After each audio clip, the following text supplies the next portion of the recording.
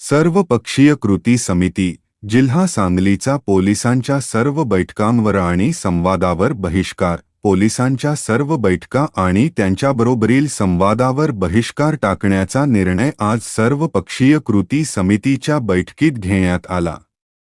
यावेळी पोलिसांच्याकडून विविध कार्यकर्त्यांना आलेल्या नोटिसांची होळी सोमवारी करण्याचा निर्णय घेण्यात आला. सांगली जिल्ह्यात होणारी आंदोलने याची माहिती आंदोलनात असणारे कार्यकर्ते देत असतात.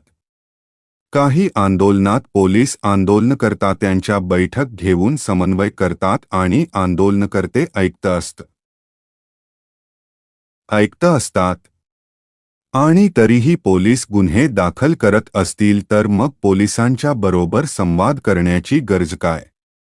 इथून पुढे कोणत्याही प्रकारचे आंदोलनासंबंधी पत्र, बैठक, संवाद साधायचा नाही, अशी मांडणी उपस्थितीत असलेल्यांनी केली. अशी भूमिका घेऊन आंदोलन करण्याचा निर्णय घेण्यात आला.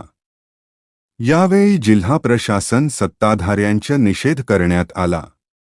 या आंदोलनाचा भाग म्हणून सोमवार 2 मार्च 2026 रोजी सायंकाळी 5:30 वाजता रोजी पोलिसांनी कार्यकर्त्यांना दिलेल्या नोटिसांची होळी मारुती चौकात करण्याचा निर्णय घेण्यात आला.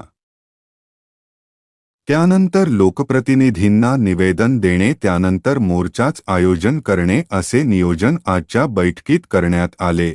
सतीश साखळकर, कॉब्रेड उमेश देशमुख, तानाजी सावंत, शंभूराज काटकर, विराज कोकणे, कुलदीप देवकुळे, विद बर्वे, नितीन चव्हाण, रवींद्र वळवडे, आशिष कोरी, वसीम मुल्ला, किरण कांबळे, उत्तम कांबळे, नितीन मिर्जकर, राकेश दनावर, मोहन चोरमुले, रेखा पाटील, सुजता ताई इंगळे, सुवर्णा कोकण, योगेश पाटील.